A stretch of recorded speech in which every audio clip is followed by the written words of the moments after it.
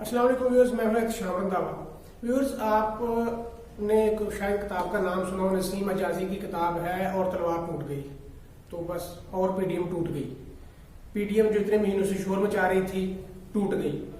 कैसे टूटी?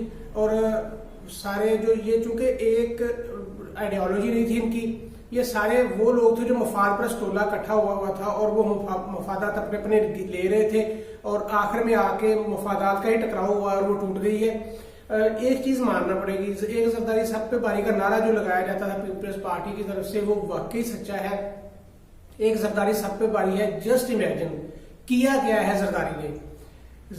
भुट्टो जो है, जुल्फकार भुट्टो, उसका जुल्फकार अली भुट्टो या बेनजीर भुट्टो जो है, अब बेनजीर भुट्टो की कब्र पे हाजिरी दिलवाई इससे मरीम नवाज से, वहां पर जिए भुट्टो के नारे लगवाए, भुट्टो जिंदाबाद के नारे लगे, बेनजीर के नारे लगे। उसके बाद ये सारा कुछ करने के बाद उसने अपना सेनेटर मुंतखब करवाया इनसे, चेयरमैन सेनेट के सीट के लिए अपना बंदा खड़ा किया, सारा कुछ लिया, सारा कुछ। और उसके बाद एट द एंड क्या किया, सीधा जवाब दे दिया कि अगर नवाज शरीफ वापस आएंगे तो ही जो लॉन्ग मार्च होगा, अगर नवाज शरीफ वापस नहीं आएंगे तो लॉन्ग मार्च नहीं होगा। और इस बात पे और इस्तीफे देने से इनकार कर दिया। इस बात पे आपकी पीडीएम टूट गई है। मौलाना फजलुर रहमान जैसे प्रेस कॉन्फ्रेंस के लिए आए और जो उनका चेहरा उतरा हुआ था, वो जो छज बांधा हुआ था, उनके को जो पीडीएम का सरबराह बना के वो उनको समझ आ गई कि मैं सिर्फ नाम का ही सरबराह था, फैसले तो मेरे होते नहीं है, ना मेरी कुछ सुनता है। वो आए हैं, मुख्तसर सा फैसला करने के बाद जो वापस चले गए हैं। उसके बाद मरीम नवाज वहां पे खड़ी रही है, लेकिन मरीम नवाज की भी बातों में कोई रब्त नहीं था, कोई नजर नहीं आ रहा था। ये सारा तो हुआ है। अब वो जो लोग जो पेड थे पीडीएम के, नून लीग के या पीपल्स पार्टी के पेड जर्नलिस्ट जो थे, वो बड़े मायूस नजर आ रहे हैं। आपके साथ में क्लिप शेयर करता हूँ। ये एक जियो चैनल का क्लिप है और वहां पर जर्नलिस्ट बैठे तजिया कर रहे हैं और आसमा शराजी उसमें बोल रही है। आसमा शराजी की आप जरा गुफ्तगू सुने, ना कोई बातों में रब्त है ना कुछ और है। और अगर एक दफा वो मरीम नवाज कह भी बैठी है, इनकी जहनी गुलामी का लेवल ये है कि मरीम नवाज को एक दफा वो मरीम नवाज कह उनकी जुबान से निकल गया तो उन्होंने फौरी करेक्शन की, मुहतरमा मरीम नवाज कहना शुरू कहा। इनका ये जहनी गुलामी का ये लेवल है। और जाहिर है जब आप किसी से पैसे लेते हैं, मफादात लेते हैं, फिर यही होता है। क्योंकि आसमा शराजी वो है जिन्होंने सरकारी खर्चे पे हज किए हुए हैं और इसी गवर्नमेंट के, आपके मेरे गरीब आवाम के टैक्सों के पैसे से ये जो सरकारी हज ना, ये हज करके आई थी। हालांकि अपनी इसकी तनख्वाह लाखों में है और ये कई लोगों को हज करवा सकती है। देखिए, मुझे नहीं लगता कि लॉन्ग मार्च हो या कोई भी ऐसी चीज हो जो कि अपोजिशन जिसको प्लान करके बैठी थी उस लार्जर एजेंडे के हवाले से जो कि एपीसी में तय किया था, वो पीपल्स पार्टी के बगैर मुमकिन है।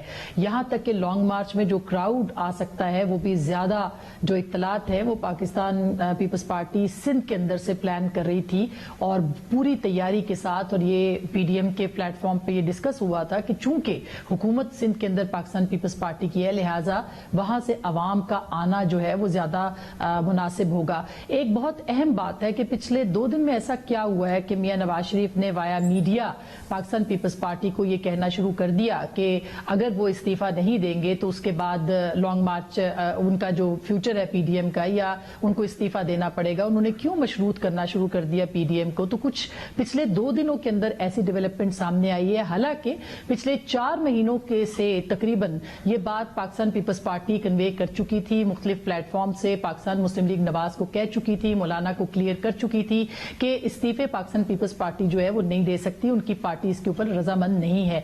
तो अब ऐसा क्या हुआ कि अचानक पाकिस्तान मुस्लिम लीग नवाज जो है उन्होंने ये कहा कि इस्तीफे दें और उसके बाद फिर जो है वो लॉन्ग मार्च किया जाएगा।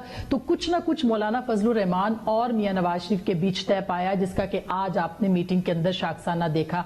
ये बात भी तय थी जो कि हमें शवाहिद से पता चल रही है कि पाकिस्तान मुस्लिम लीग नवाज पूरी तरह से मेंटली प्रिपेयर होकर गई थी कि वो पाकिस्तान पीपल्स पार्टी को, जो कि 2 दिन से मीडिया के जरिए से कन्वे कर रहे थे, इस बात के ऊपर तैयार करेगी और ये कहेगी कि आज के आज में फैसला होना चाहिए, जिसके लिए पीपल्स पार्टी जाहिर है कि वो तैयार नहीं थी, जिसका नतीजा वही निकला कि आसिफ जरदारी साहब और मोहतरमा मरियम नवाज के बीच में थोड़ी तल्ख कलामी हुई। लेकिन ये सवाल अपनी जगह पे बहुत अहम है कि जब लॉन्ग मार्च की पूरी तैयारी हो चुकी थी और जब एक बड़ी कामयाबी कौमी असम्बली के सेनेट के इंतखाबात के अंदर पीडीएम को मिल चुकी थी और उसके बाद दूसरे ऑप्शंस के ऊपर बात हुई थी, यूसुफ गिलानी के चेयरमैन के सेनेट के इलेक्शन के ऊपर भी पीडीएम को हम नाकाम उस पूरी तरह से नहीं कह सकते, तो फिर पाकिस्तान मुस्लिम लीग नवाज ने पीपल्स पार्टी को दीवार के साथ क्यों लगाया इस्तीफों के मामले के ऊपर?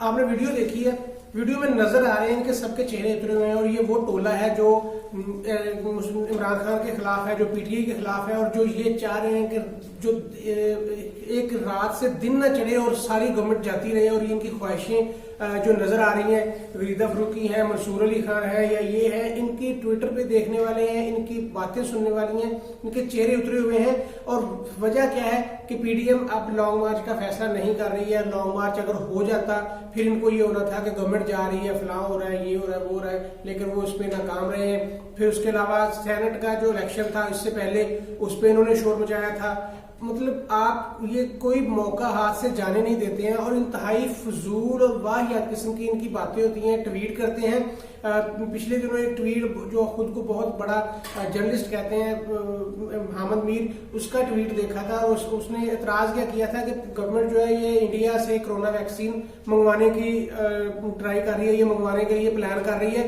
तो इंडिया से क्यों मंगवा रहे हैं, वो तो दुश्मन मुल्क है।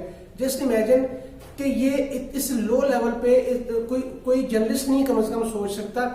मुल्कों की आपस में दुश्मनी होती है, चाइना की इंडिया के साथ दुश्मनी है, चाइना इंडिया से बहुत कुछ मंगवाता है, इंडिया चाइना से मंगवाता है। पाकिस्तान की इवन आज ये वैक्सीन की सिर्फ बात नहीं है, इससे पहले हम प्याज वहां से मंगवाते हैं, हम टमाटर वहां से मंगवाते हैं, इंडिया यहाँ से नमक मंगवाता है और बहुत सारी चीजें मंगवाता है। तो ट्रेड तो चलती रहती है, लेकिन इनका मकसद सिर्फ और सिर्फ इमरान खान को हिट करना है, इनका मकसद सिर्फ और सिर्फ पीटीआई को हिट करना है।